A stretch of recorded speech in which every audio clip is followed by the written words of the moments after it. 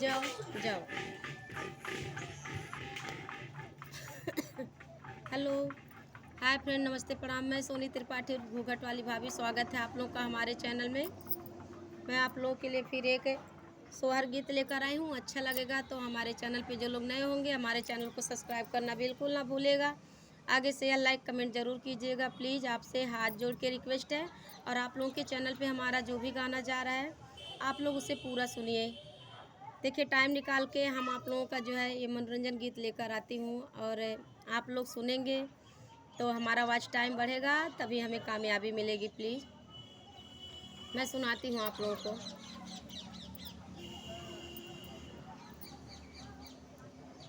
आधे घरेली पेली नदिया तय आधे हठ ठाने ली, आधे हठ ठाने ली हो।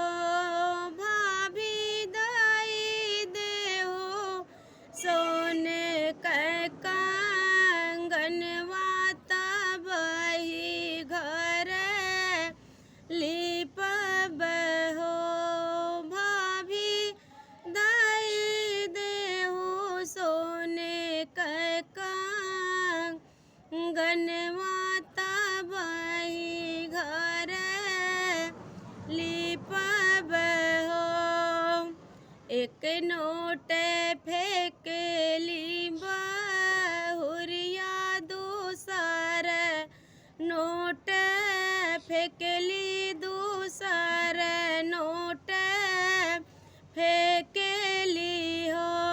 ननदी लाई ले हो घर कली, पवनी कंगनवा नाही देबै तिलरिया नाही देबहु हो। ननदी लाई ले हो घर कली, पवनी कंगनवा नाही देबै तिलरिया नाही देबहु हो। घर